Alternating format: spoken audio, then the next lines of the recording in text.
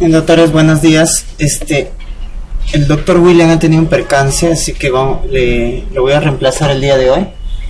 Vamos a adelantar la parte de fisiología y farmacología en hematología, pero de la parte de neuro faltó revisar la parte de psicofarmacología, ¿ya? Que vamos a hacer. Acá vamos a revisar básicamente lo que es los antidepresivos, los ansiolíticos, los anticonvulsivantes, ¿no? Que son fármacos que han visto en la parte de psiquiatría. Bien, vamos a comenzar con los antidepresivos. Recuerden que la depresión, ¿no? Hay dos tipos de depresión, ¿no? La parte severa, que es la depresión mayor, la crónica, 2 años, recuerden la distimia. Para la depresión mayor es 2 semanas, ¿no? Con intento, idea de suicidio. Y la crónica, 2 años, depresión leve, moderada, es la distimia, ¿no?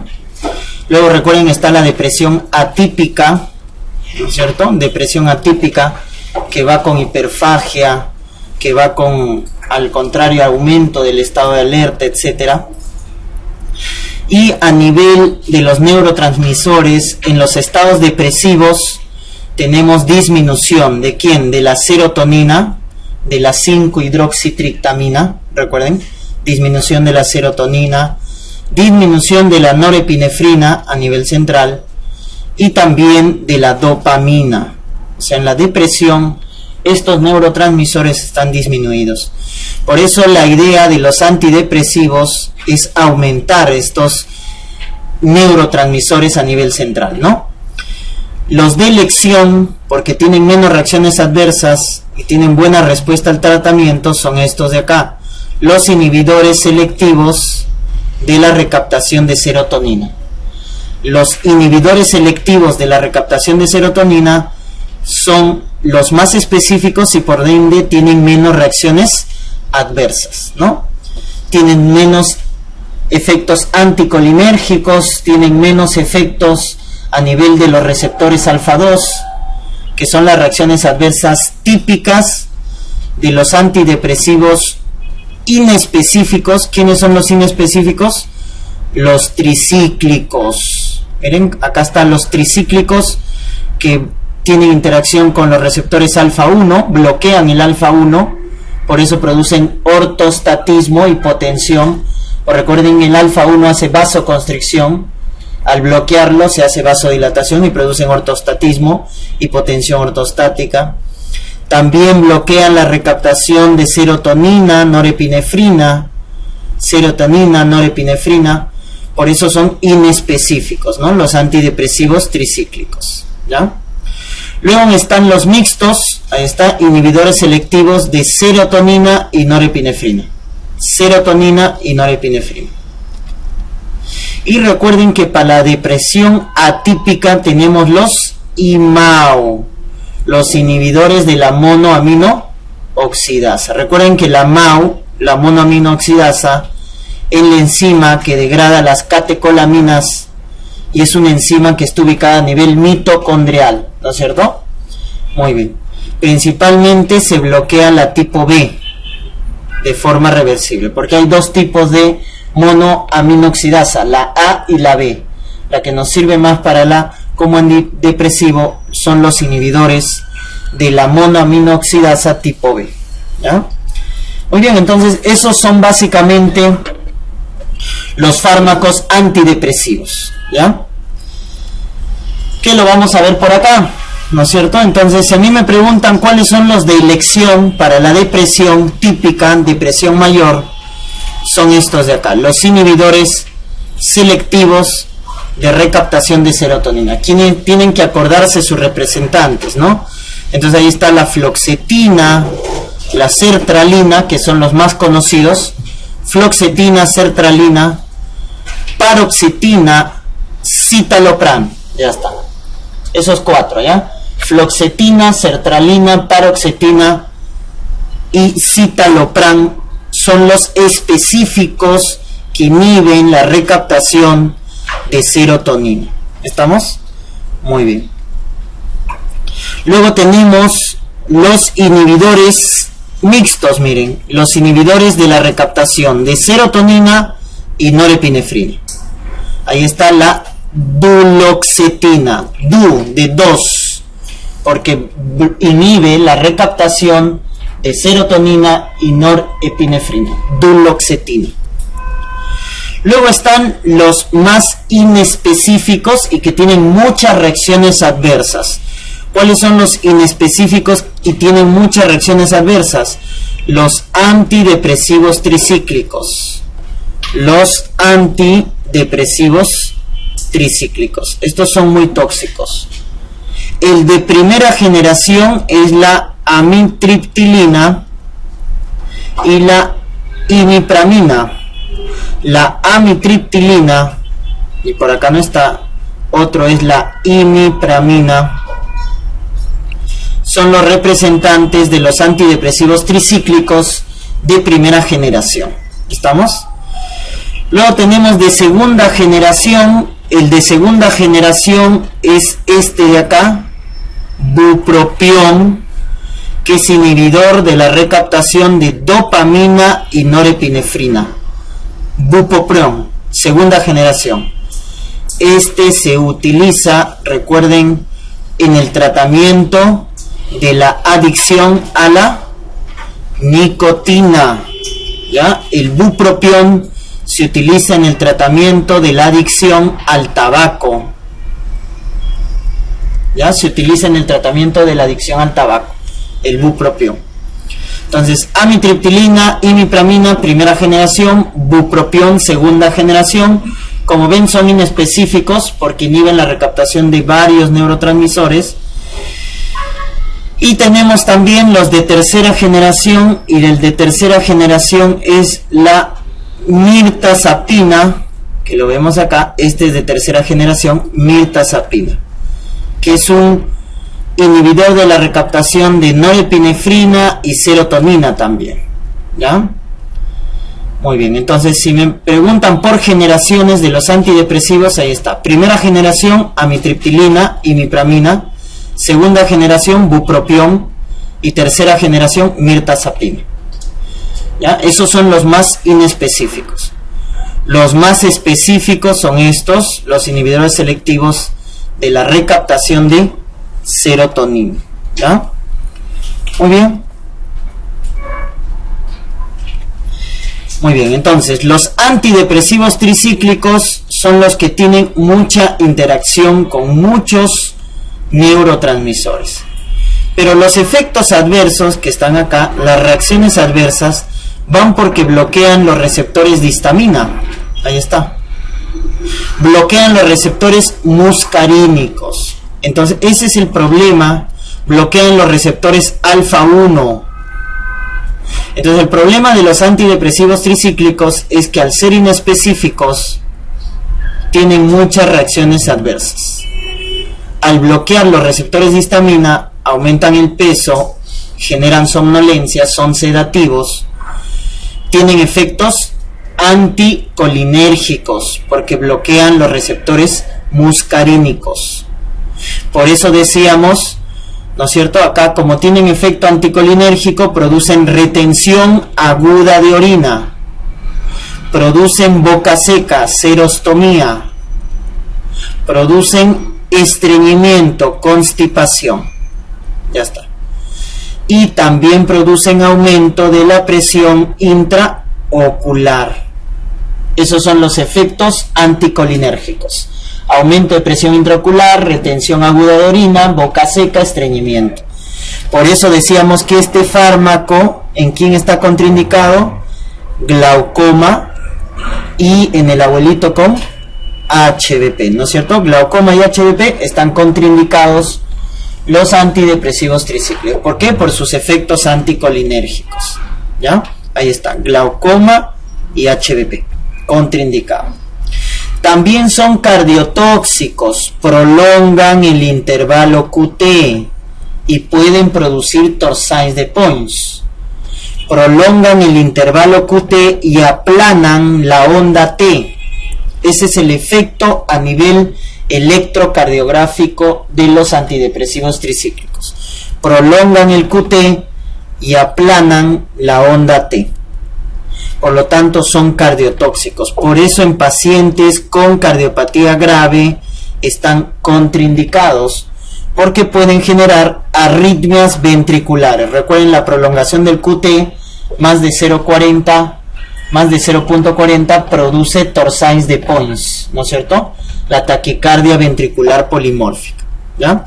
Es por eso que hay que ver el electrocardiograma, las alteraciones. Hay que monitorizar al paciente cuando tiene o cuando está consumiendo los antidepresivos tricíclicos. ¿Estamos? Muy bien. Entonces, básicamente tenemos eso. Otra reacción adversa es que van a producir disminución del umbral convulsivo. Por lo tanto, estos fármacos pueden inducir en un paciente convulsión. Los antidepresivos tricíclicos disminuyen el umbral convulsivo, sobre todo estos, los antidepresivos tricíclicos. Entonces, como ven, tienen muchas reacciones adversas. ¿Por qué? Porque son muy inespecíficos, ¿no? Producen midriasis también, por su efecto anticolinérgico, producen midriasis, ¿no? Y recuerden, al producir midriasis, el ángulo iridocorneal se bloquea y por eso está contraindicado en glaucoma agudo o de ángulo estrecho, porque generan midriasis y eso es por su efecto anticolinérgico, ¿ya? Por su efecto anticolinérgico. Muy bien. ¿Ya está? En general, estos fármacos son muy liposolubles, por eso atraviesan muy bien las barreras, la barrera hematoencefálica, la barrera placentaria, etcétera. Tienen buena absorción oral. ¿Por qué? Porque son liposolubles. Y tienen fuerte unión a la albúmina, fuerte unión a las proteínas plasmáticas. Eso debido a su alta liposolubilidad, ¿ya? Y tienen intenso metabolismo hepático, intenso metabolismo de primer paso, ¿ya? Entonces, las propiedades farmacocinéticas de estos antidepresivos hay que recordar eso. Son liposolubles, buena absorción oral, pero tienen intenso metabolismo hepático y por eso su biodisponibilidad es baja. Entonces, si me preguntan, ¿cómo es su absorción? Buena, porque son liposolubles. ¿Cómo es su biodisponibilidad? Baja, porque tienen intenso metabolismo hepático, ¿ya? Intenso metabolismo hepático. Ya está. ¿Dónde se emplean estos fármacos aparte de la depresión? O sea, no son los de elección en la depresión, porque como estamos viendo, tienen muchas reacciones adversas. Los de elección en la depresión son los inhibidores selectivos de la recaptación de serotonina, fluoxetina, paroxetina. Entonces, estos son en casos refractarios, o en casos graves, ¿ya? Pero hay otras aplicaciones que debemos recordarnos de los antidepresivos tricíclicos. Por ejemplo, profilaxis para migraña. Recuerden, en la profilaxis de la migraña, ¿qué utilizamos? Calcio antagonistas, anticonvulsivantes y antidepresivos tricíclicos. La amitriptilina. La amitriptilina se utiliza en la profilaxis de la migraña. Paciente con trastorno obsesivo convulsivo o niño con enuresis nocturna, damos imipramina. Si me preguntan qué antidepresivo utilizo en el trastorno obsesivo convulsivo en la enuresis nocturna, utilizamos imipramina, ¿ya? También lo utilizamos en trastornos de alimentación como bulimia, ¿ya? Entonces, TOC, enuresis, bulimia, se emplea la imipramina, ¿ya? Entonces, son algunas de las aplicaciones, ¿ya?, de lo que vienen a ser los antidepresivos tricíclicos en otras patologías, ¿ya? Un paciente se puede intoxicar de forma aguda, intoxicación aguda por antidepresivos tricíclicos, ¿ya? Y no se olviden, ¿cómo voy a sospechar en la intoxicación por antidepresivos tricíclicos? Por su efecto anticolinérgico, la pupila, midriasis, más convulsión. Recuerden que bajan el umbral convulsivo, y cardiotoxicidad. Esa es la triada de la intoxicación por antidepresivos tricíclicos. Midriasis, convulsión y cardiotoxicidad. ¿Estamos? Muy bien. Estos sí son los de elección en la depresión. ¿Por qué? Porque son específicos en aumentar en la sinapsis la serotonina. Los inhibidores selectivos de la recaptación de serotonina. Tenemos el más potente, ahí está, el más serotoninérgico, es el escitalopram, ¿ya? El más desinhibidor, o sea, el que rápido levanta el ánimo en el paciente, es la fluoxetina. La fluoxetina. Y tiene menos reacciones adversas. El más sedante, al contrario, al paciente lo seda, porque hay pacientes con depresión que pueden tener agitación psicomotriz. El más sedativo es la fluvoxamina. Y si me preguntan el inhibidor selectivo de la recaptación de serotonina, que tiene menos efecto anticolinérgico, es la paroxetina. Ya está, paroxetina. Muy bien, el más potente es citalopram. El que levanta mejor el ánimo, fluoxetina. El más sedante, fluvoxamina. Y el que tiene menos efectos anticolinérgicos es la paroxetina. ¿Ya? Recuerden que estos fármacos no hay que asociarlos con el carbonato de litio en un inicio, porque producen manía. Recuerden que el litio es un estabilizador del ánimo. Si le doy el inhibidor selectivo en el cuadro agudo, puedo desencadenar, me voy al extremo, pues, ¿no? Entonces, si está deprimido, el carbonato de litio lo estabiliza y al darle este antidepresivo lo levanta al paciente y puede hacer un periodo de manía, ¿ya? Entonces, interacción farmacológica. Estos, al combinar con litio, pueden producir periodos o episodios de manía. ¿Estamos? Muy bien. ¿Ya está? Tenemos los inhibidores mixtos de la recaptación de serotonina y norepinefrina, ¿ya? Inhibidores de la recaptación de serotonina y norepinefrina, ¿no? Ahí está la duloxetina, no se olviden, que se utiliza también en casos refractarios, ¿no es cierto? Reacciones adversas, hipertensión, también hay cuadros serotoninérgicos y también tiene efectos anticolinérgicos. No se olviden de los efectos anticolinérgicos, ¿ah? Aumento de presión intraocular, boca seca, constipación y retención aguda de orina, ¿ya? Muy bien. Los IMAUs tienen que acordarse porque se utilizan en los cuadros de depresión atípica. Cuadro de depresión atípica. Ahí utilizamos los inhibidores de la monoaminooxidasa. ¿Estamos? Son de segunda elección. Esto es importante cuando voy a combinar o voy a utilizar otro antidepresivo. No lo puedo juntar con los IMAUs. Debe haber un periodo de lavado. Es decir, si el paciente está utilizando, por ejemplo, antidepresivo tricíclico y voy a utilizar un IMAU, debo suspender el antidepresivo tricíclico. ¿Cuánto? 1 a 2 semanas. Suspendo 1 a 2 semanas y recién utilizo los IMAUs. No lo puedo utilizar inmediatamente. A eso se refiere periodo de lavado. Si el paciente está utilizando inhibidores selectivos de la recaptación de serotonina, al suspenderlos, debo esperar para utilizar los IMAUs 4 a 5 semanas. Debe haber un periodo de lavado.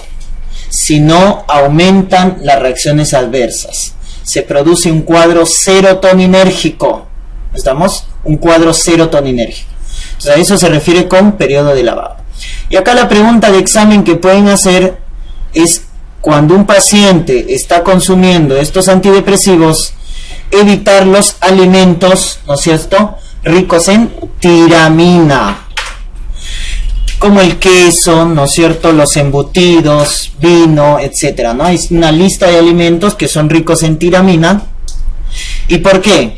Porque recuerden que la monoaminoxidasa degrada las catecolaminas, ¿no es cierto? Entonces, al dar un inhibidor de la monoaminoxidasa, ¿qué pasa con la norepinefrina? Aumenta. Entonces, el IMAO lo que hace es aumentar la norepinefrina, porque disminuye su catabolismo. Y recuerden, la tiramina es como la anfetamina. ¿Qué hace la tiramina similar a la anfetamina? Libera norepinefrina. Entonces, si yo combino estos dos, IMAO, alimentos ricos en tiramina, se va a producir una crisis adrenérgica. Y el paciente viene por palpitaciones, diaforesis, cefalea, hipertensión arterial. Entonces viene por un cuadro o una crisis adrenérgica, ¿ya? Entonces por eso hay que evitar los alimentos ricos en tiramina, ¿ya? Muy bien. Recuerden que los IMAOs, como reacciones adversas, ¿ya?, tenemos hipotensión ortostática, generan ortostatismo, ¿ya?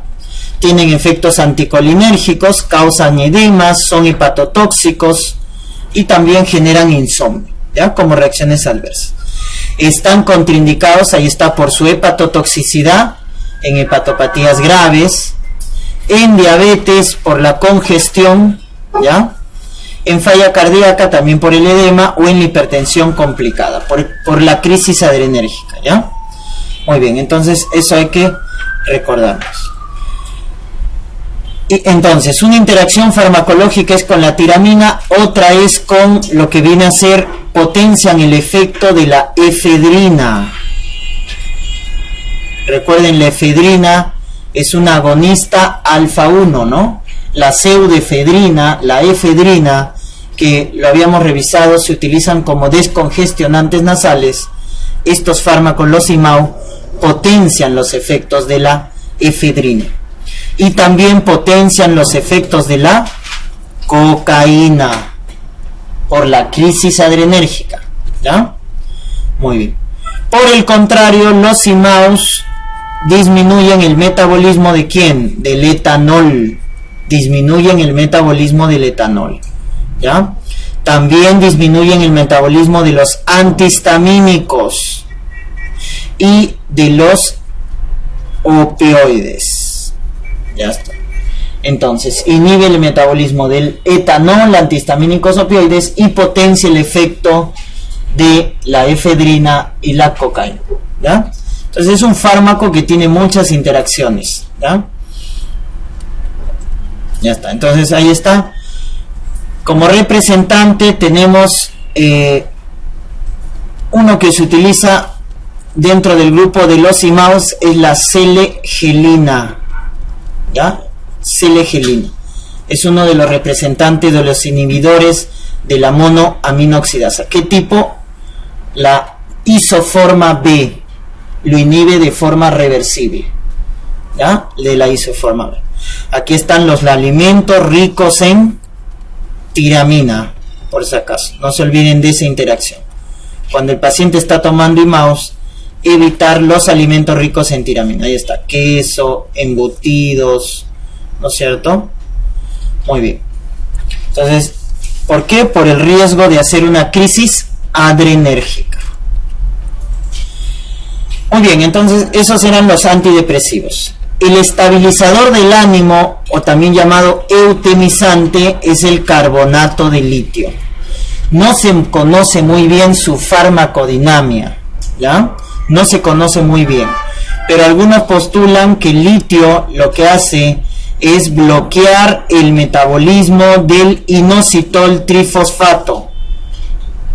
Inositol trifosfato. Otro es que bloquea a la adenilato ciclasa. A la adenilato ciclasa, a esta enzima, ¿no? Que es el que participa con este segundo mensajero, ¿no? Con el AMP cíclico, ¿ya? Entonces no se conocen en realidad muy bien los efectos, pero por ahí mencionan que bloquea el metabolismo del inositol trifosfato y bloquea también la vía de la adenilato ciclasa, ¿ya? Muy bien. Cosas importantes de su farmacocinética del carbonato de litio es que no se une a proteínas plasmáticas, tiene niveles estables en 5 días, y esto es importante, los factores que aumentan la litemia, porque recuerden que el litio tiene niveles terapéuticos estrechos, ¿ya? ¿Cuánto es el nivel terapéutico? Acá está, de 0.6 en el cuadro agudo, ¿no es cierto? ¿Ya? Cuando hay episodio de manía, etcétera, la dosis terapéutica es de 0.8 a 1.5. Y en el cuadro de mantenimiento de 0.6 a 1.2 miliequivalentes por litro. Esas son las dosis terapéuticas en el cuadro agudo y en el cuadro de mantenimiento. Miren, si sobrepasa más de 1.5, eso ya es toxicidad, nivel tóxico, más de 1.5. Sus niveles entonces terapéuticos son bien estrechos. Y cualquier factor que influye en su concentración va a producir toxicidad. Entonces esto tienen que acordarse. ¿Cuáles son los factores que predisponen a la intoxicación? Los factores que aumentan la litemia. En el túbulo contorneado proximal, el sodio compite con el litio. Eso tienen que recordar. En la absorción, en la reabsorción a nivel del túbulo contorneado proximal, el sodio compite con el litio. Por lo tanto, si al túbulo contorneado le llega menos sodio, o sea, si se filtra por el riñón menos sodio, entonces ¿qué va a pasar? El litio se va a absorber más, porque el litio compite con el sodio. Entonces, si hay menos entrega de sodio, el litio se va a reabsorber más. Por el contrario, si hay más entrega de sodio, el litio se absorbe menos, porque el sodio va a competir con el litio. ¿Estamos? Por eso, uno de los factores que aumenta la litemia, miren, acá está, es la dieta hiposódica. Si yo consumo poca sal, entonces el riñón filtra menos sodio. Y al filtrar menos sodio, el litio queda libre, pues, y todo el litio empieza a reabsorberse.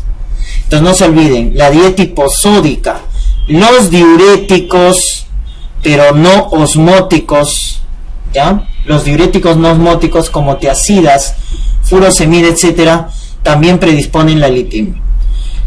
Los nefrotóxicos también, los AINES y los YECAS. Recuerden, en nefro habíamos revisado, los AINES y los YECAS bloquean la autorregulación renal, disminuyen la tasa de filtración glomerular. Entonces, como el litio se elimina por el riñón, al disminuir la tasa de filtración, aumenta los niveles de litio. Muy bien, entonces, ¿quién predispone la intoxicación por litio? Diuréticos, los que bloquean la autorregulación, AINES, YECAS, y la dieta hiposódica, ¿no? O la hiponatremia, que es lo mismo, hiponatremia, ¿no? Porque al haber bajo sodio, se filtra menos sodio y el litio queda libre. Por el contrario, ¿quién baja los niveles de litio? La acetazolamida, que es un diurético inhibidor de la anhidrasa carbónica. Diurético osmótico, manitol. Tiazida aumenta litio, manitol baja litio. O lo contrario, la dieta hipersódica, porque al consumir más sal se filtra más sodio, por lo tanto ahora sí el litio tiene competencia y el sodio se reabsorbe más y por lo tanto el litio se elimina más por la orina, ¿ya? Muy bien, entonces esas interacciones tienen que acordarse, ¿ya? En general, lo que hace el litio, doctores, es potenciar los efectos de ¿quién? De la serotonina, potencia los efectos de la serotonina, ¿ya? Y con eso estabiliza el ánimo y disminuye, por el contrario, lo que viene a ser la norepinefrina y la dopamina. Por eso es un estabilizador. No es como el antidepresivo. El antidepresivo, la finalidad del antidepresivo es elevar todo: serotonina, norepinefrina, dopamina. Por eso cuando uno combina un antidepresivo con litio, puede ir al extremo, porque el litio potencia serotonina. El antidepresivo potencia serotonina. Y si hay mucha serotonina en el cuerpo, manía, ya mucha felicidad, ¿no es cierto? El extremo, ¿ya? Muy bien, el doctor Cristian es maníaco, ya. El periodo de latencia del carbonato de litio, recuerden, es de 7 a 10 días. O sea, la respuesta no es inmediata, ¿ya? Eso también pasa con los antidepresivos, ¿ah? La respuesta, y eso hay que explicarle a los pacientes. O sea, a veces el paciente piensa que de la noche a la mañana el antidepresivo va a hacer efecto. ¿Cuánto es el promedio de los antidepresivos para hacer el efecto? 2 a 4 semanas. Entonces el periodo de latencia es grande en los antidepresivos, 2 a 4 semanas. En litio es de 7 a 10 días el periodo de latencia, ¿ya? Muy bien. Ya está.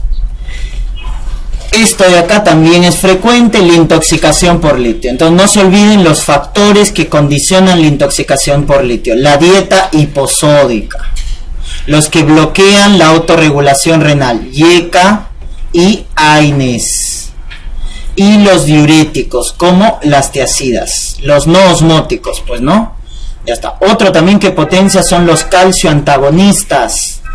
Los calcio antagonistas también potencian la intoxicación por litio. Entonces si me dan eso, son factores que pueden aumentar la litemia. Y como tienen niveles terapéuticos estrechos, y hemos dicho, si es más de 1.5 ya es intoxicación. Más de 1.5 miliequivalente por litro, ¿no? Ya está. Entonces, en el cuadro leve, ¿qué va a predominar? Siempre va a estar presente los cuadros gastrointestinales, dispepsia, náuseas, vómitos, diarrea, ¿ya? Esos son los más frecuentes y los más precoces, los gastrointestinales. Luego ya cuando aumenta más la litemia, en la intoxicación moderada, ya aparecen los síntomas neurológicos, ¿ya? Aparecen los síntomas neurológicos como visión borrosa, fasciculaciones, hiperreflexia. El paciente convulsiona. El litio también baja el umbral convulsivo y por lo tanto el paciente puede convulsionar, ¿no? Y cuando ya es grave, más de 2.5 miliequivalentes por litro, hace convulsiones generalizadas, falla renal y entra en coma el paciente, ¿no? Y puede fallecer en cuadro ya severo, ¿ya? Muy bien, entonces no se olviden los más precoces iniciales, los cuadros gastrointestinales. El litio puede producir poliuria, polidipsia, y esto está formando parte de un síndrome, ¿no? Diabetes insípida, no se olviden, el litio puede producir diabetes insípida. ¿Central o periférica? Periférica, o sea que hay ADH, solo que hay resistencia al ADH, ¿ya? No se olviden, el litio puede producir diabetes insípida, nefrogénica o periférica, ¿ya? Produce congestión, hay edemas, ¿no es cierto? A nivel cardiovascular también produce trastornos de conducción, aplana la onda T, produce miocarditis. A nivel hematológico, leucocitosis, neutrofilia, linfopenia. A nivel renal producen fibrosis intersticial, atrofia tubular y puede dar falla renal. Ahí está la diabetes insípida, periférica o nefrogénica. Esto también es importante. A nivel endocrino, el litio produce bocio. Es una sustancia bociogénica, igual que la miodarona, ¿no? Entonces, el carbonato de litio puede producir disfunción tiroidea y agrandamiento de la glándula tiroides, ¿ya? Bocio, ahí está, puede producir hipotiroidismo subclínico, bocio, intolerancia a la glucosa. Y a nivel del sistema nervioso aumenta lo que viene a ser los reflejos osteotendinosos, produce hiperreflexia, convulsión, temblor, fasciculaciones y al final el paciente puede quedar en coma. Está contraindicado en el embarazo porque es teratogénico. ¿Con qué anomalía se asocia? El síndrome de Einstein. ¿Qué es el síndrome de Einstein? La implantación baja de la válvula tricúspide.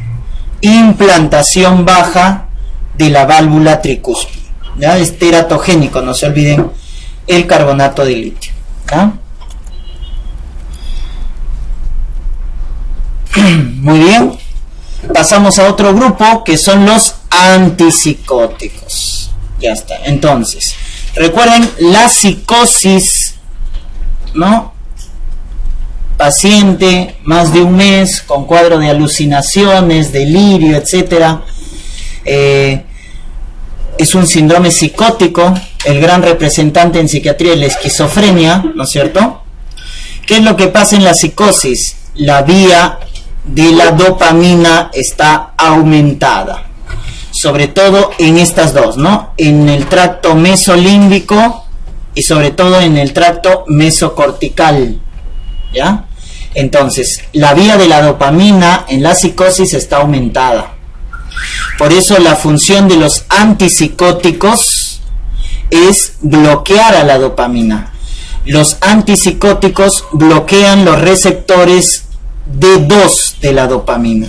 Esa es la función de los antipsicóticos, también llamado neurolépticos. Antipsicóticos o neurolépticos. Bloquean los receptores D2 de la dopamina. Acá está la clasificación, importante, primera generación y segunda generación. A los de primera generación también se les llama típicos o clásicos, y a los de segunda generación se les llama atípicos. Ya está.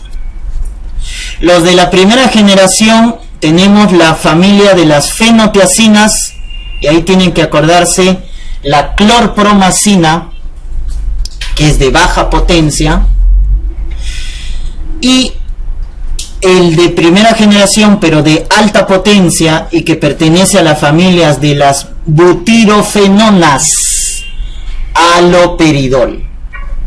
Entonces, en primera generación tengo dos familias, fenotiacinas, clorpromacina, y las butirofenonas, haloperidol.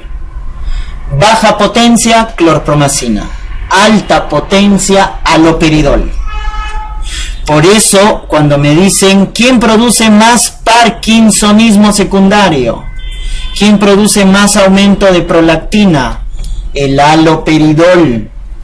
Porque al ser más potente, bloquea de forma más severa la vía de la dopamina.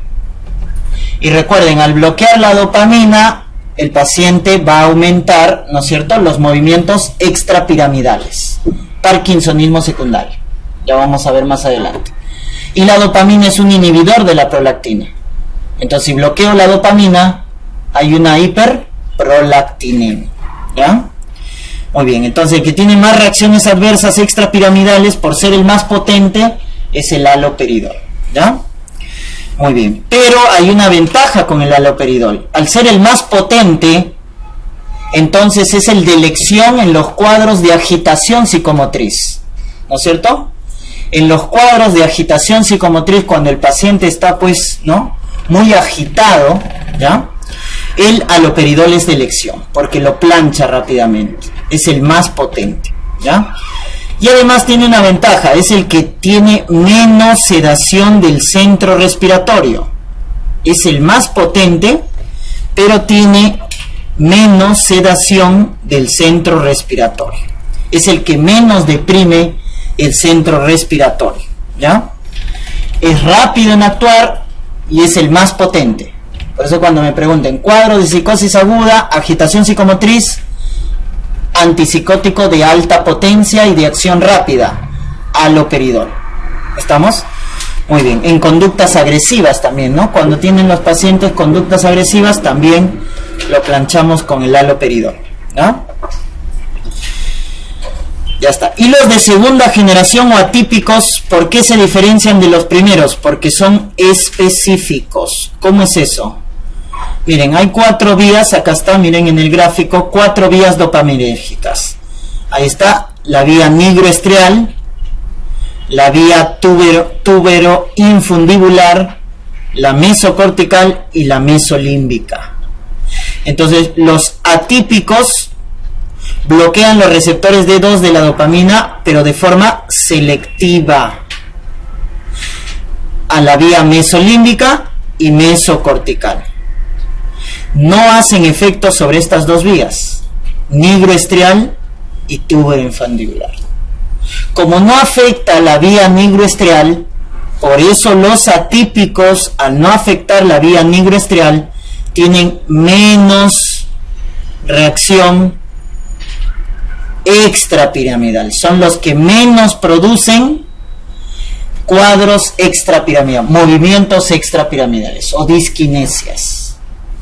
Son los que menos producen trastorno hormonal, porque son los que menos bloquean la vía tuberoinfundibular y por lo tanto son los menos en producir la hiperprolactinemia. Entonces, los que tienen menos reacciones adversas, por ser más específicos, son los atípicos. En cambio, los que tienen más reacciones adversas extrapiramidal son los típicos. ¿Por qué? Porque los típicos, como ven acá, bloquean las 4 vías, son inespecíficas. Por eso generan más reacción extrapiramidal, generan más hiperprolactinemia, bloquean, miren, los receptores de histamina, los receptores alfa 1 y también bloquean los receptores muscarínicos. ¿A quién se parece los típicos? A los antidepresivos tricíclicos, ¿se acuerdan? La que hemos visto. Miren, los antidepresivos tricíclicos también bloquean histamina, receptores muscarínicos y alfa 1. Se parecen, ¿no es cierto? Entonces tienen las mismas reacciones adversas. Entonces los antipsicóticos de primera generación, los típicos, además de bloquear la vía de la dopamina, bloquea los receptores muscarínicos. Por lo tanto, tiene efectos anticolinérgicos. Midriasis y aumenta la presión intraocular, retención aguda de orina, boca seca, estreñimiento. Tiene efectos anticolinérgicos. Además, bloquea al receptor alfa 1, produciendo ortostatismo, porque el alfa 1 hace vasoconstricción. Al bloquearlo, hace vasodilatación, produciendo ortostatismo. Y también bloquea los receptores de histamina, produciendo sedación, ¿ya? Produciendo sedación y aumento de peso. Entonces parecen, como ven, a los antidepresivos tricíclicos, ¿ya?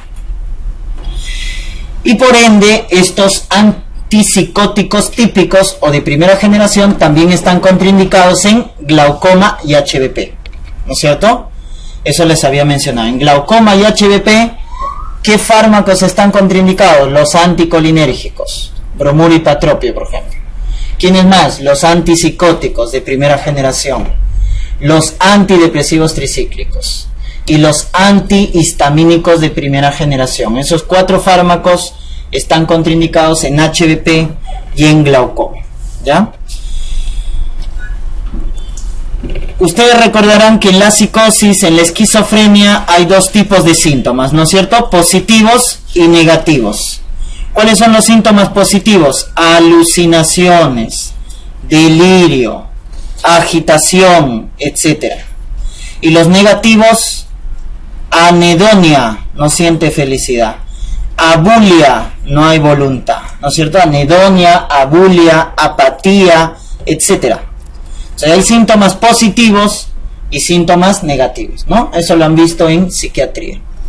Entonces, para los síntomas positivos, ¿qué antipsicóticos damos? Los de primera generación. Los de primera generación. En cambio, para los síntomas negativos, que son los llamados síntomas residuales, que son los más difíciles de tratar, justamente para esos síntomas negativos se utilizan los antipsicóticos de segunda generación. Ya está. Entonces, si me hablan de un cuadro de esquizofrenia, ¿no es cierto? La más frecuente, paranoide, con alucinaciones, etcétera, antipsicótico de primera generación. Ahí está, clorpromacina, haloperidol, para disminuir los síntomas positivos. Pero si me dicen que el paciente predomina los síntomas residuales, ¿no? Los negativos, abulia, apatía, anedonia, a ese paciente le doy antipsicótico de segunda generación. ¿Estamos? Muy bien. Otra aplicación de la clorpromacina. ¿Dónde utilizamos la clorpromacina? En el hipo severo. Cuando tengo hipo refractario, clorpromacina. ¿Dónde más? En la hiperemesis gravídica. Cuando no responde, ¿no es cierto? En los cuadros severos, en los cuadros refractarios. ¿Se acuerdan? En la hiperemesis gravídica, el primero era piridoxina, ¿no? Como antiemético. Vitamina B6, piridoxina. Luego diminidrato, metoclopramida, ondansetron. Y en los cuadros severos se da clorpromacina o corticoides, metilprednisona. ¿Ya? Entonces, clorpromacina tiene otras utilidades. Por ejemplo, en el hipo, en la hiperemesis gravídica, pero en cuadros refractarios. ¿Ya? Muy bien. ¿Dónde también utilizamos los antipsicóticos? En los cuadros de Corea de Huntington. ¿Ya? En los cuadros de Corea de Huntington también utilizamos lo que viene a ser los antipsicóticos como tratamiento. ¿Ya? Muy bien. Ya está. Si me preguntan cuál es el problema de los antipsicóticos típicos o clásicos, esto de acá, ¿no es cierto? Los efectos extrapiramidales, la hiperprolactinemia, etcétera. Entonces, los típicos, al ser más inespecíficos, tienen más reacciones adversas, pero el más representativo son estos. Ya está. El parkinsonismo secundario, pues, ¿no? Y ahí recuerden el parkinsonismo: rigidez, bradiquinesia, temblor de reposo, ataxia, inestabilidad, ¿no es cierto? Ya está, como un Parkinson, pues, ¿no? Parkinsonismo secundario. Es alta la incidencia, aparición gradual a los 5 o 30 días de uso del antipsicótico, ¿ya? Y es aliviado con anticolinérgicos, aliviado por anticolinérgicos. ¿Estamos? Muy bien. Cuando me hablan tortícolis, ¿no es cierto? Paciente con tortícolis o a nivel ocular el blefaroespasmo, eso es la distonía aguda. Tortícolis, blefaroespasmo, distonía aguda, ¿ya? Su incidencia es baja. ¿Por qué se llama aguda? Porque la aparición es rápida al primer o quinto día de uso del antipsicótico, ¿ya? Y al suspenderlo rápidamente también desaparece este cuadro, ¿ya? Y se alivia con anticolinérgicos y relajantes como el diazepam. Por el contrario, si me dice paciente que está tomando antipsicótico y tras el uso de meses o años aparecen movimientos, ¿no es cierto?, coreiformes o tics, o movimientos de la lengua, orofaciales, etcétera, esa es la disquinesia tardía. Movimientos coreiformes, tics, etcétera, a los meses o años de uso del antipsicótico, esa es la disquinesia tardía, ¿ya? Estos sí no se alivian con anticolinérgicos. Y este puede ser una pregunta de examen. Mejoría sintomática con un antioxidante, vitamina E. Incluso se utiliza para la prevención. Cuando yo estoy usando antipsicóticos y quiero prevenir la aparición de disquinesia tardía, se usa vitamina E, ¿ya? Muy bien. Y si por ahí nos mencionan el síndrome de las piernas inquietas, ¿no es cierto? El paciente no puede estar quieto, tiene necesidad de moverse, eso es acaticia, agitación motora sin sintomatología psíquica, es el llamado síndrome de las piernas inquietas. Este sí responde a anticolinérgicos, a benzodiazepinas o a beta block. Este se puede tratar con beta block, ¿ya? Ahí está, propranolol. Entonces ahí están los 4 típicos cuadros extrapiramidal producidos por los antipsicóticos. ¿Quién es el que está más asociado a esto? El más potente, el haloperidol. Es el que genera más cuadro extrapiramidal. Parkinsonismo, distonía aguda, no se olviden tortícolis, acaticia, piernas inquietas, y la disquinesia tardía, que son los movimientos coreiformes o tics. Ya está. Muy bien. Pero el problema de los atípicos también existe. ¿Cuál es el problema de los atípicos? Tienen que acordarse de este, ¿no? De la clozapina. ¿Qué produce la clozapina? Agranulocitosis. Pregunta de examen. Hay dos fármacos que tienen que recordar que produce agranulocitosis. Uno es la clozapina y el otro es en el uso de hipertiroidismo, el propiltiracilo.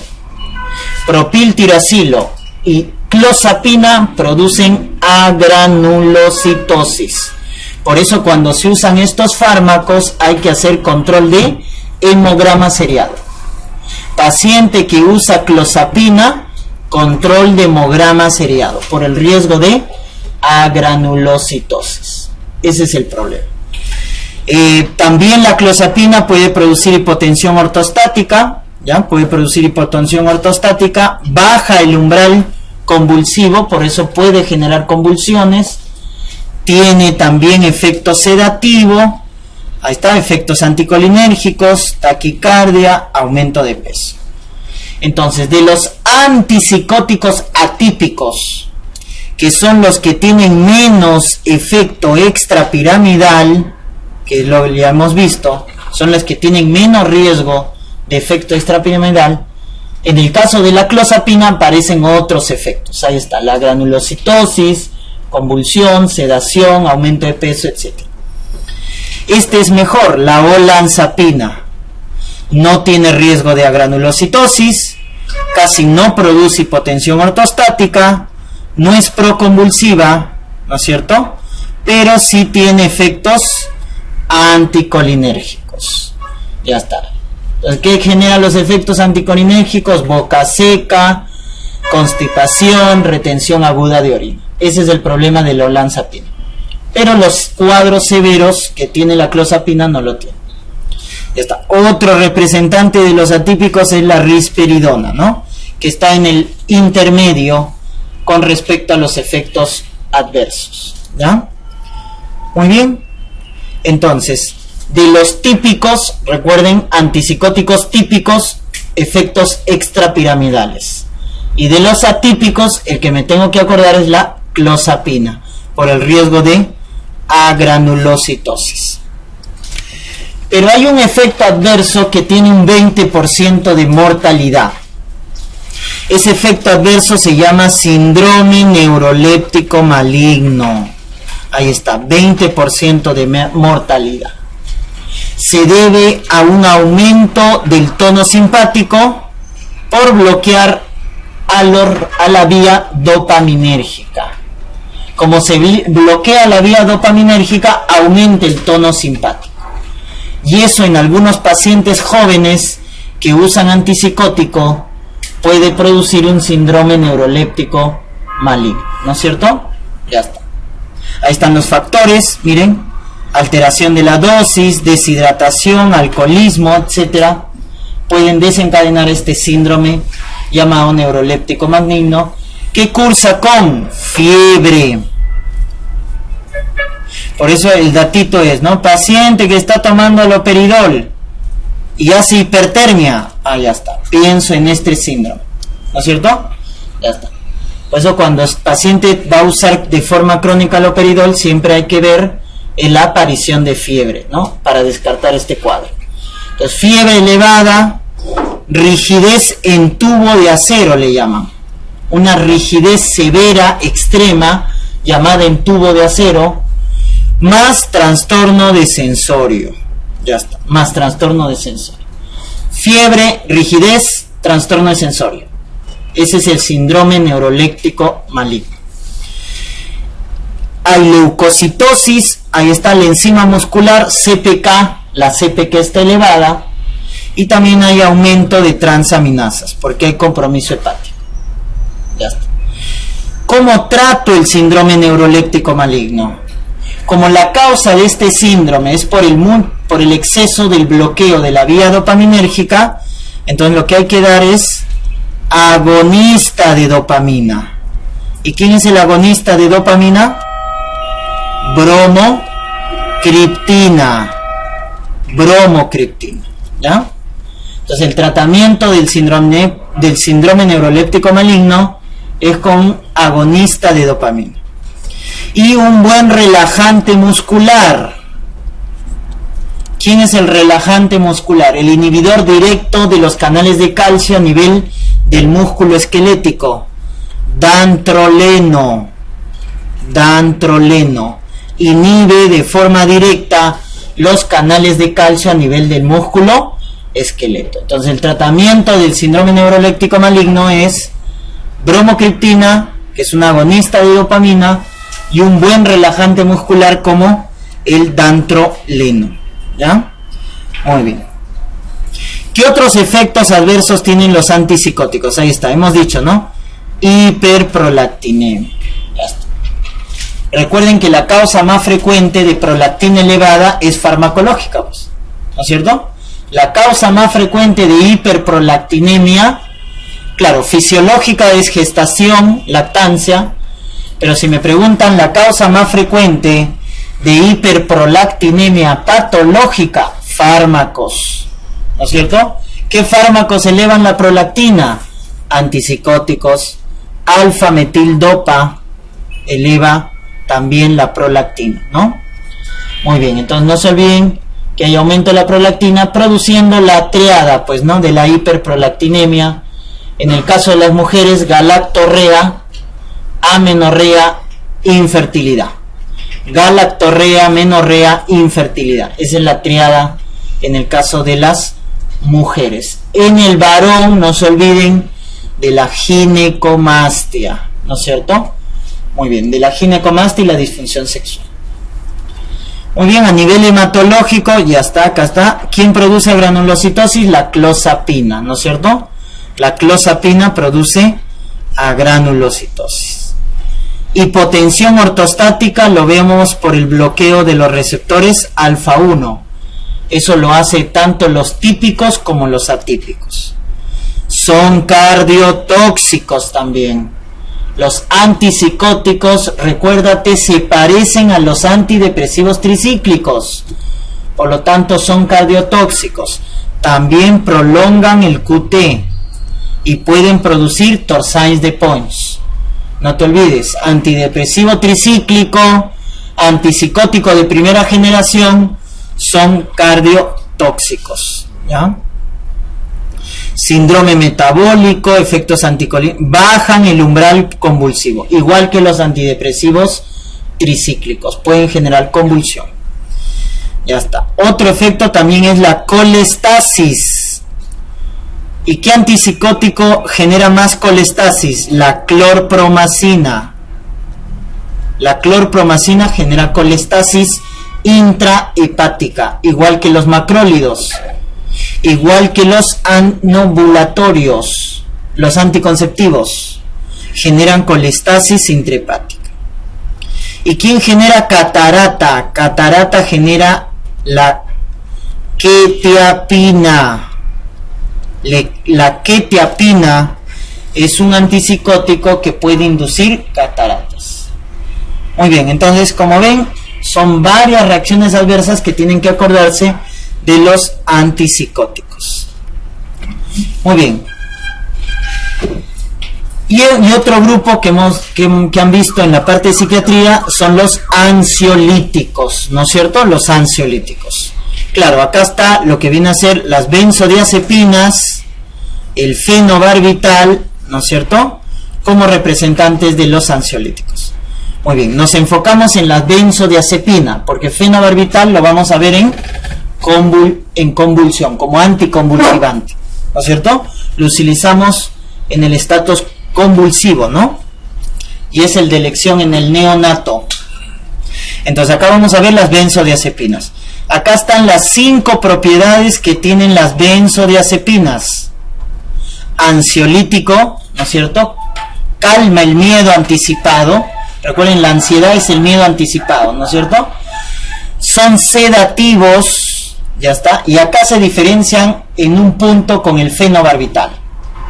La sedación de las benzodiazepinas es una sedación transitoria. En cambio, el fenobarbital produce una sedación permanente y puede inducir coma. Porque tanto los dos, miren, la benzodiazepina y el fenobarbital, ¿qué van a hacer? Van a potenciar la afinidad de este neurotransmisor inhibidor llamado GABA a su receptor. O sea, ¿cuál es la función de la benzodiazepina al fenobarbital? Aumentar la afinidad del GABA a su receptor. Y cuando el GABA se une a su receptor, potencia o abre canales de ¿qué? De cloro. Ahí está. Abre canales de cloro. Entonces, el receptor de GABA, al abrir canales de cloro, ¿dónde es más abundante el cloro? En el extracelular. Por lo tanto, el cloro se mete dentro de la célula. Por lo tanto, si el cloro entra dentro de la célula, el cloro es negativo. Por lo tanto, el interior lo vuelve más negativo. ¿Y a eso cómo le llamamos? Porque lo normal es que afuera sea positivo y adentro negativo. Si se mete más cloro, el interior se vuelve más negativo. ¿Qué estoy haciendo? Hiperpolarización de la célula. Hiperpolarizo la membrana celular. Y con eso, ¿qué hago? Disminuyo la excitabilidad neuronal, la excitabilidad celular. Por eso también son anticonvulsivantes, pues, porque producen hiperpolarización. Y recuerden que la hiperpolarización es inhibición. Cuando la neurona se despolariza es cuando se excita. Despolarización es excitación. Hiperpolarización es inhibición. Entonces lo que hace el GABA al aumentar la conducción de cloro es hiperpolarización. ¿Y eso qué es? Inhibición. Por eso es sedativo, anticonvulsivante, miorrelajante. Claro, estabiliza la neurona, estabiliza el músculo, es un miorrelajante. Y también es un hipnótico, induce el sueño.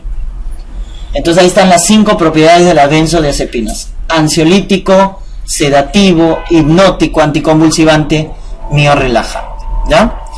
Pero les decía, la diferencia entre los barbitúricos, donde está el fenobarbital, y la benzodiazepina es la activación de los receptores GABA. La benzodiazepina activa el receptor GABA y lo desactiva. Entonces es una activación transitoria. En cambio, el fenobarbital activa y lo deja activado. Por eso que el barbitúrico puede inducir coma, porque deja abierto el canal de cloro. Y al dejar abierto el canal de cloro hace una inhibición prolongada. En cambio, la benzodiazepina lo abre, lo cierra, abre, cierra, abre, cierra. En cambio, el barbitúrico lo deja abierto. Ya está. ¿Con qué potenciamos el efecto de estos fármacos? Miren, etanol, ¿no es cierto? Ahí está, las famosas, ¿no es cierto? La combinación de benzodiazepinas con etanol, ahí está, pepeao. Benzodiazepinas con etanol, ¿ya? Muy bien. ¿Por qué? Porque el etanol también potencia el efecto del GABA.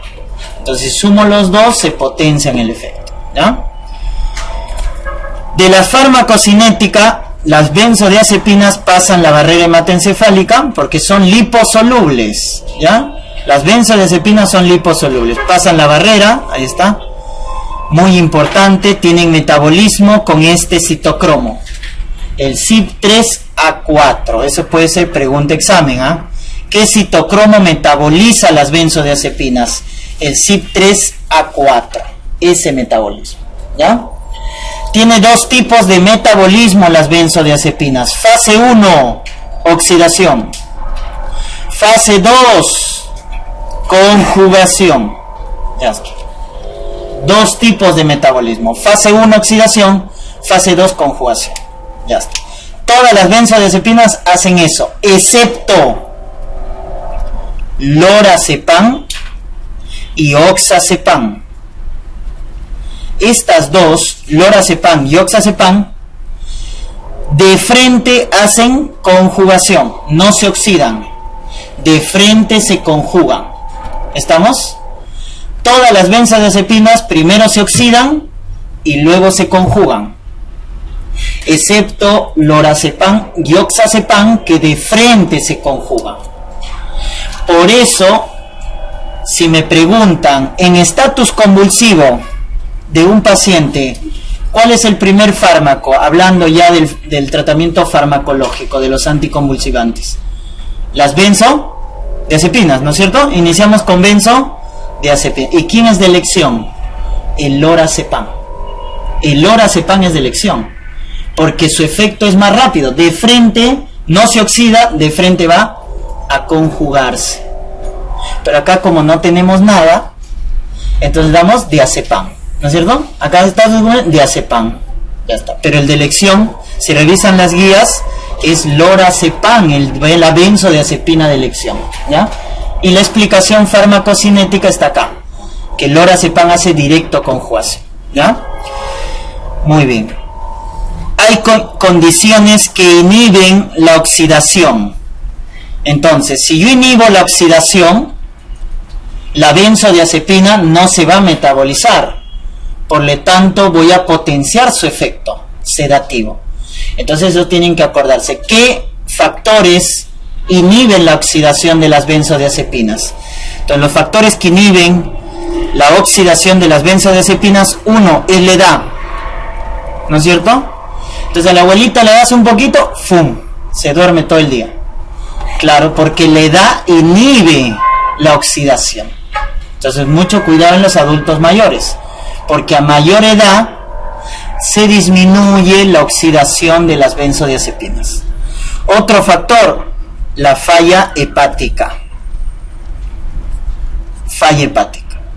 Otro factor, los inhibidores del acitocromo. Pues, ¿quiénes son inhibidores del acitocromo? Omeprazol, muy bien, ranitidina, antimicóticos, ketoconazol, fluconazol. ¿Estamos? ¿Qué antibióticos son inhibidores del acitocromo? Eritromicina y cloranfenicol.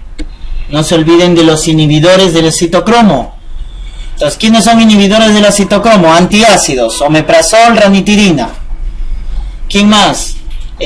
Lo que viene a ser los antimicóticos, ketoconazol, fluconazol. Y de antibióticos, eritromicina y cloranfenicol. Son inhibidores.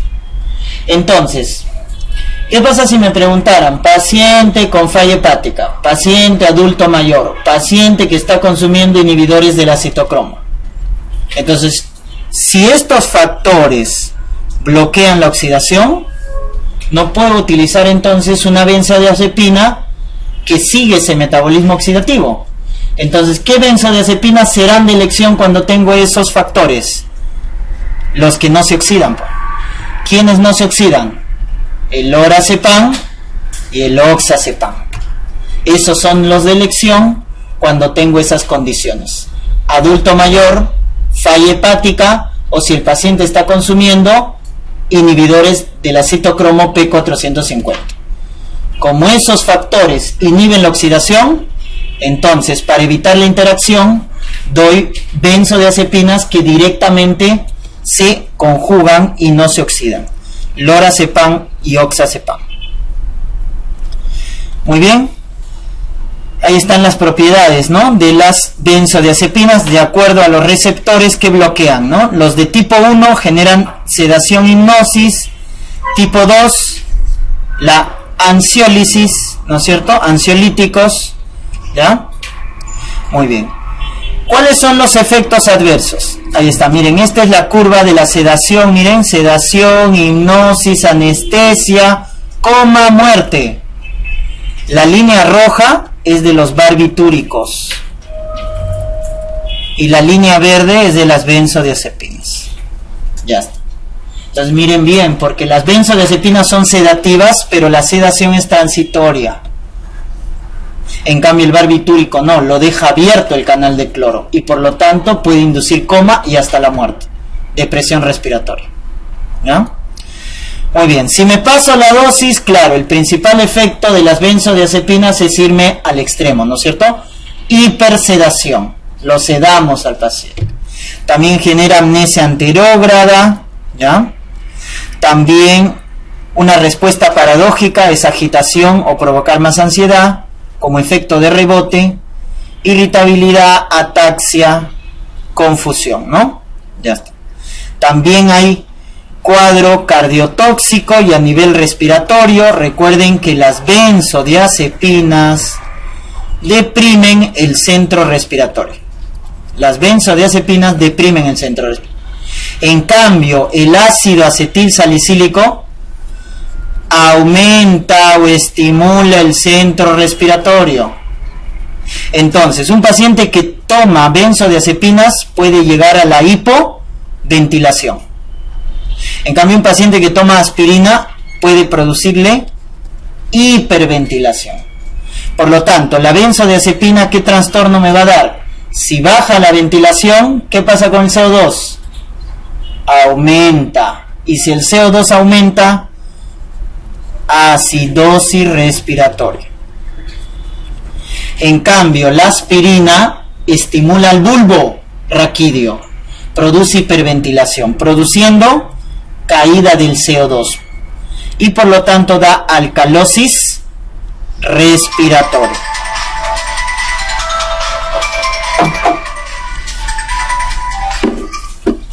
¿Estamos? Muy bien, entonces eso no se olviden, ¿ah? Las benzodiazepinas deprimen el centro respiratorio produciendo acidosis respiratoria y la aspirina, haciendo analogía para que se acuerden, estimula el bulbo produciendo lo contrario, alcalosis respiratoria. ¿Ya? Muy bien. El paciente se puede intoxicar, ¿no?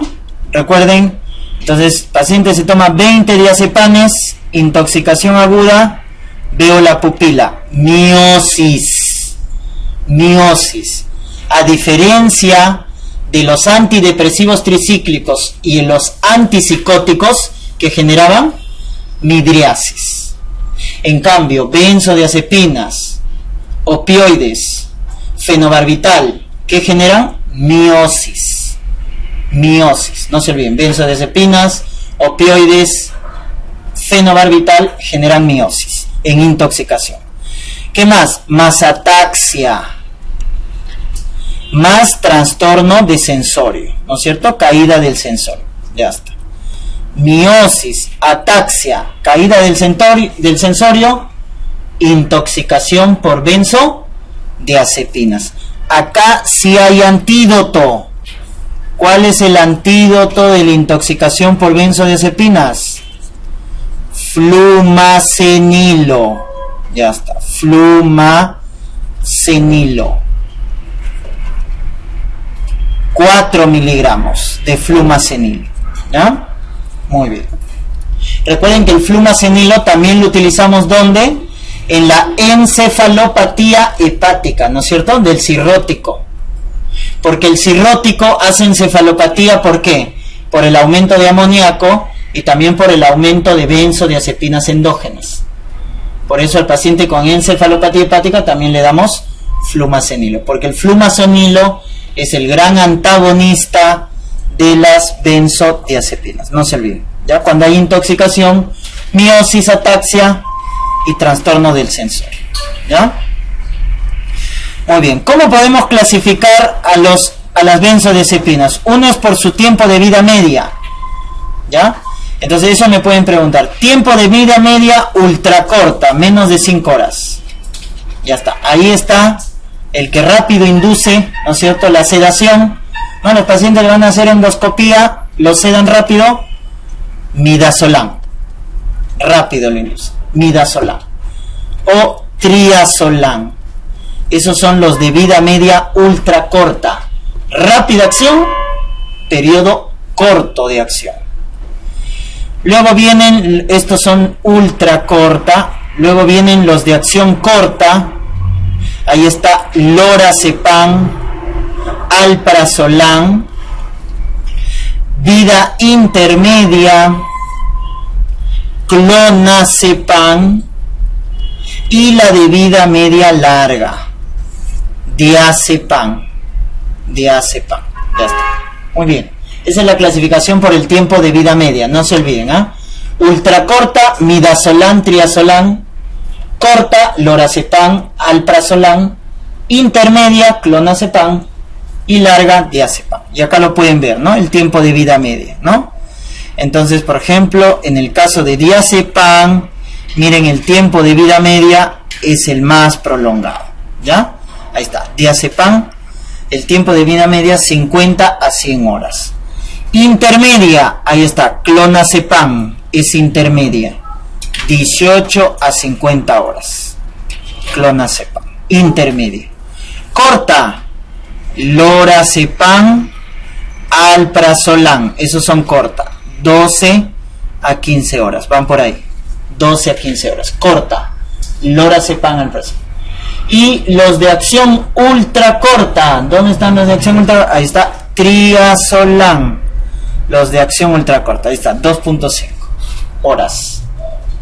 Ahí faltó el midazolam, ¿no es cierto? Muy bien. ¿Ya está? Muy bien. Y la parte de psicofarmacología termina con los anticonvulsivantes, pues, ¿no? Que esto lo vemos más que en psiquiatría, lo vemos en la parte de neurología, ¿no es cierto? Muy bien, como estamos revisando la parte de básicas, acá recuerden siempre el mecanismo de acción, ¿no es cierto? Esa es la idea de repasar ciencias básicas, ¿no? La farmacodinamia. Entonces, la convulsión, recuerden, es una excitación neuronal. La neurona está excitada, ¿no es cierto? ¿Y por qué está excitada la neurona? Porque está muy despolarizada. ¿Y quién despolariza la neurona? Canales de sodio, canales de calcio. El canal de cloro lo inhibe. El sodio y el calcio lo estimula. Porque sodio y calcio despolariza. Y despolarización es excitación. En cambio el cloro hiperpolariza. Y la hiperpolarización es inhibición. Eso no se olviden. ¿Quién más estimula? Estimula el neurotransmisor llamado glutamato. Ya está. Entonces, estos factores excitan a la neurona. Y bloqueo, ¿no? Entonces, si estos de acá aumentan, la neurona va a estar excitada, ¿no es cierto? Ya está. O por el contrario, el paciente puede convulsionar porque está disminuido el gran inhibidor. ¿Quién es el gran inhibidor? GABA. El gran inhibidor, GABA. Entonces a mí me preguntan, ¿por qué hay excitabilidad neuronal?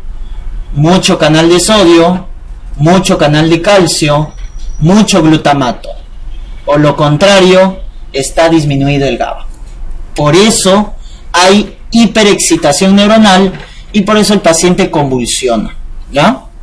Entonces, ¿cuál es la función de los anticonvulsivantes? Hacer lo contrario, pues. Tengo que bloquear los canales de sodio. Tengo que bloquear los canales de calcio. Tengo que bloquear los receptores de glutamato. Bloquear los receptores de glutamato. Y tengo que potenciar. ¿A quién potencio? A los receptores de GABA. Potencia a los receptores de GABA. Y ahí están entonces los anticonvulsivantes. ¿Quiénes bloquean los canales de sodio? Ya está. El más tóxico, fenitoína. El de menos toxicidad, carbamazepina. Más específico, lamotrigina. Lamotrigina. Ya está. Si me preguntan, ¿quién bloquea canales de sodio? Fenitoína, muy tóxico. Carbamazepina, menos tóxico. Y el más específico, solo bloquea canal de sodio, lamotrigina. Ya está. Esto sí es pregunta examen, ¿ah? ¿Quién bloquea canal de calcio? Etosuximide. etosuximide bloquea canal de calcio y es el de elección en la crisis de ausencia típica del niñito, ¿no es cierto? Crisis de ausencia en la que el niñito se desconecta del medio por un minuto, ya está. En la crisis de ausencia típica, etosuximide. Ya está. Muy bien. Y los que potencian GABA, ya hemos visto quiénes potencian GABA: benzodiazepinas, fenobarbital, ¿estamos? Son los que potencian la acción del GABA.